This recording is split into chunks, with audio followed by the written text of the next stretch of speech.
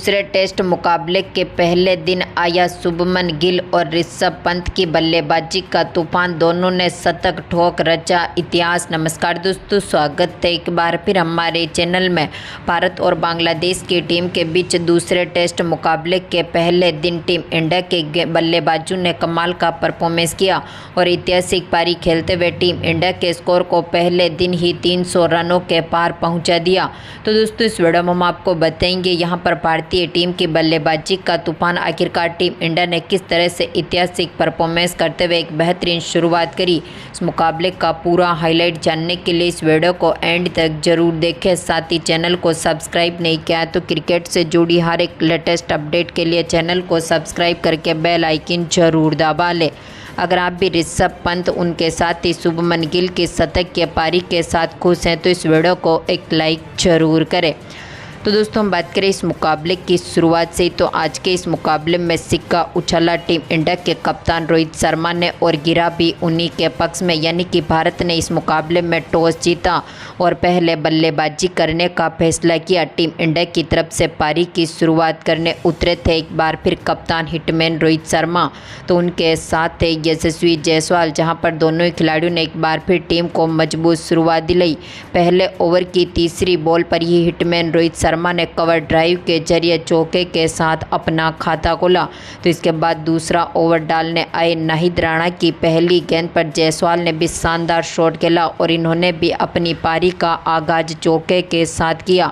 तो आखिरी गेंद पर इन्होंने एक बार फिर कवर ड्राइव के जरिए एक बार फिर गेंद को बाउंड्री लाइन के पार भेजा और शानदार चौका जड़ दिया। तो एक बार फिर दमदार फॉर्म में उतरे हिटमैन रोहित शर्मा ने 12वें ओवर में एक बड़ा शॉट खेला और यहां पर गेंद को स्टैंड में डिपॉजिट किया।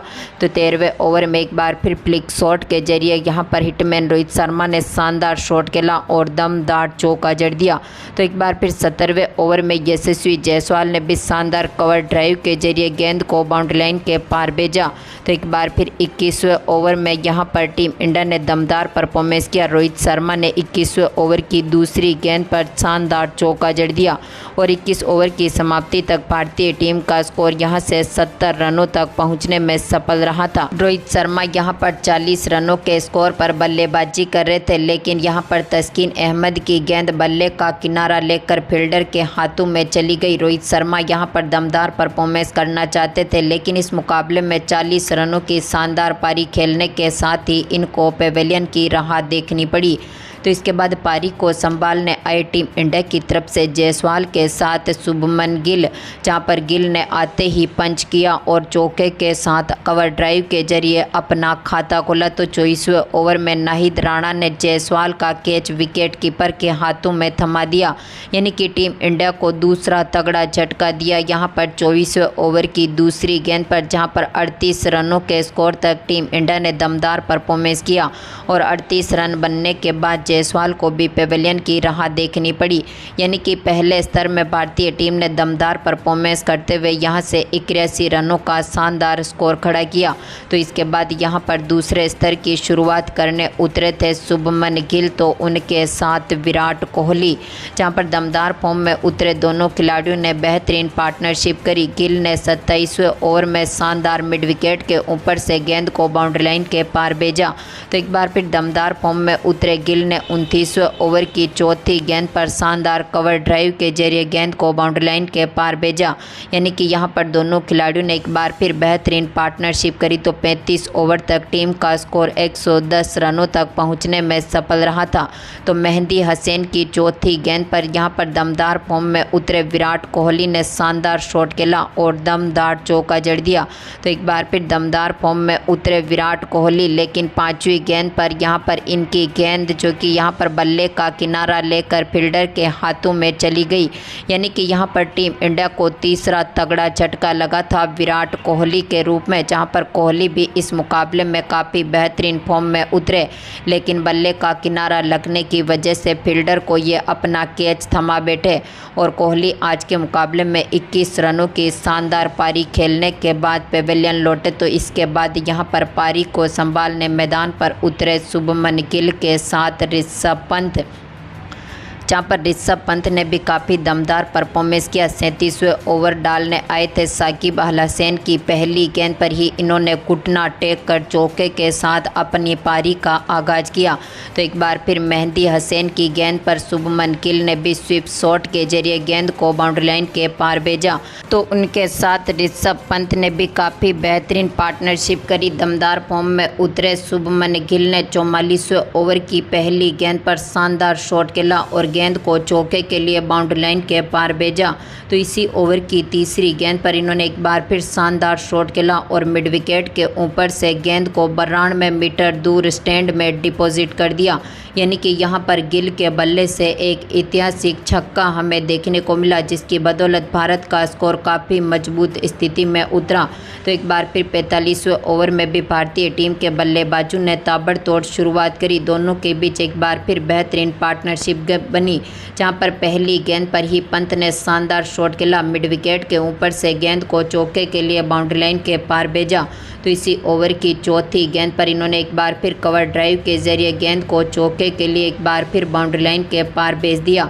तो एक बार फिर 47वें ओवर में टीम इंडिया का दबदबा देखने को मिला, जहां पर गिल ने काफ़ी बेहतरीन परफॉर्मेंस किया। 47वें ओवर की आखिरी गेंद को इन्होंने एक बार फिर चौके के लिए बाउंड्री लाइन के पार भेजा। तो दोनों खिलाड़ियों के बीच यहां पर बेहतर गेंदों में ही 50 रनों की अर्धशतकीय शानदार साझेदारी बनती हुई दिखी। दोनों खिलाड़ियों की शानदार साझेदारी की बदौलत यहां पर काफ़ी बेहतरीन फॉर्म में उतरे दोनों खिलाड़ी और शानदार फॉर्म में उतरे। तो एक बार फिर 51वें ओवर में गिल ने एक बार फिर ताबड़तोड़ शुरुआत करी और छक्के के साथ इन्होंने अपना अर्धशतक भी पूरा कर लिया।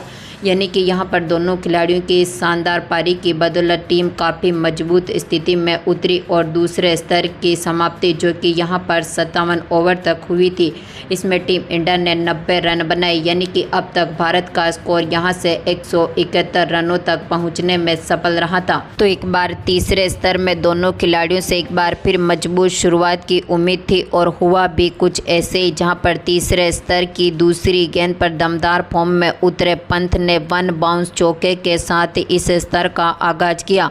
तो एक बार फिर 60वें ओवर में भी पंत ने दमदार शॉट खेला और गेंद को चौके के लिए बाउंड्री लाइन के पार भेजा। तो 62वें ओवर में एक बार फिर दमदार फॉर्म में उतरे पंत ने यहां पर शानदार छक्का जड़ा और लॉन्ग ऑन के ऊपर से यहां पर छक्के के साथ ही इन्होंने 29 गेंदों पर ही अपना अर्धशतक पूरा कर लिया।